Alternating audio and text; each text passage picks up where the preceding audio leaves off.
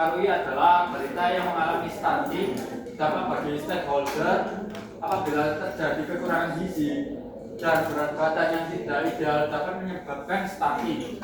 Penyebab masalah kurangnya serat dan nutrisi sejak dini, konsumen yang tidak mengonsumsi buah secara langsung. Untuk sasaran utama yaitu balita hingga remaja yang mengalami kekurangan gizi dan berat badan. Untuk sasaran sekundernya yaitu segmen pelanggan primer yaitu distribusi karena anak-anak remaja yang membeli untuk konsumsi langsung.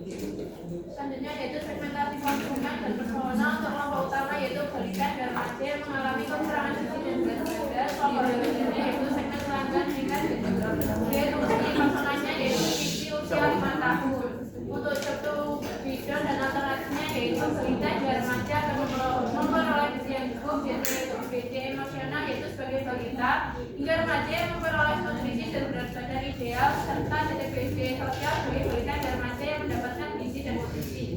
Untuk alternatif saat ini yaitu balita hingga remaja yang mengonsumsi makanan sehat dan kaya akan gizi. Untuk kekurangan alternatif saat ini yaitu merasa makanan yang dikonsumsi itu kurang bergizi dan tidak selera dengan buah pepaya dan labu jika dikonsumsi langsung.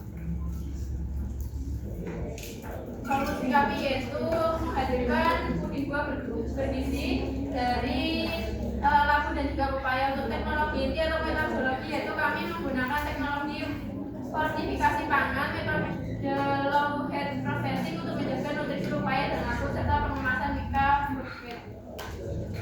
Untuk desain solusinya yaitu solusi kami seperti yang kamu ucapkan tadi, untuk fitur utamanya yaitu puding bergizi dari pepaya dan labu difortifikasi dengan vitamin A, zat besi dan juga protein. Untuk keunikannya yaitu puding buah bergizi ini istimewa karena diformulasikan khusus dengan pepaya dan labu untuk anak-anak stunting dan juga kekurangan berat badan. Untuk manfaatnya yang pertama manfaat fungsional, puding ini menawarkan berbagai manfaat yaitu membantu memberikan asupan gizi harian yang seimbang, kemudian memberikan berbagai manfaat emosional anak-anak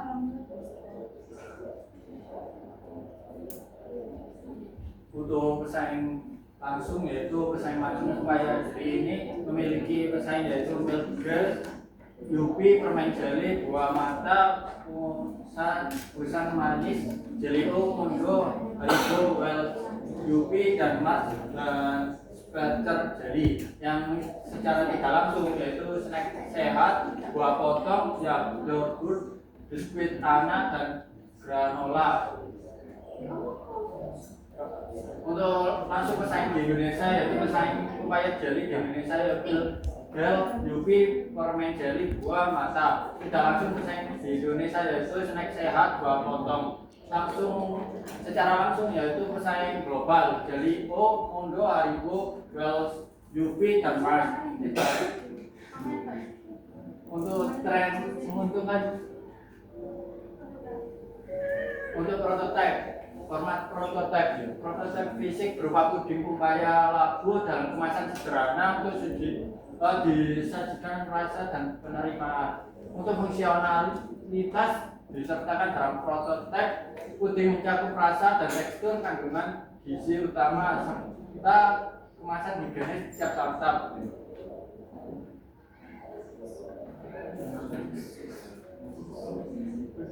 Nah, untuk pasarnya yaitu digital ada Instagram, TikTok dan WhatsApp, lalu visitnya itu pamflet. Nah, untuk TAM-nya yaitu wilayah Madura, SAM-nya yaitu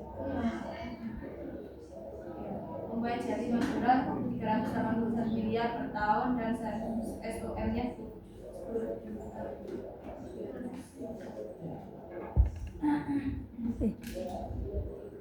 Untuk pendekatan go to marketnya sendiri yaitu fokus geografisnya adalah Kabupaten Bangkalan.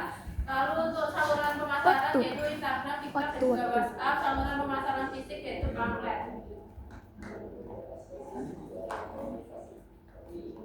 Untuk keuangannya sendiri presentasi 5.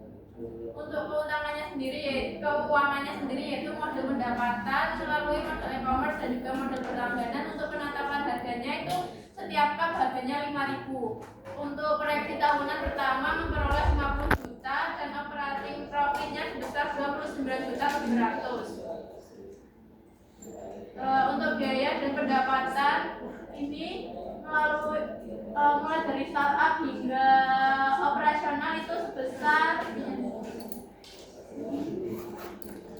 startup 1.500.000, capital work 587, starting operasionalnya 132 dan startup capital 719. Nah, untuk modalnya sendiri itu sebesar 3 juta. Untuk pendapatan tahun pertama itu 54 juta, laba kontrak tahun pertama 32.400.000, laba bersih tahun pertama yaitu 29.700.000 dan bulan impas yaitu bulan Januari. Sudah. Mungkin cukup dari kami, mungkin ada yang mau ditanyakan? Silakan untuk mungkin salah satu saja silakan untuk bertanya. Apa alasan dari teman-teman yang dapat memilih segmennya balita? Apakah mereka sudah punya kemampuan pengambilan keputusan yang baik, terutama dalam pemberian hidup?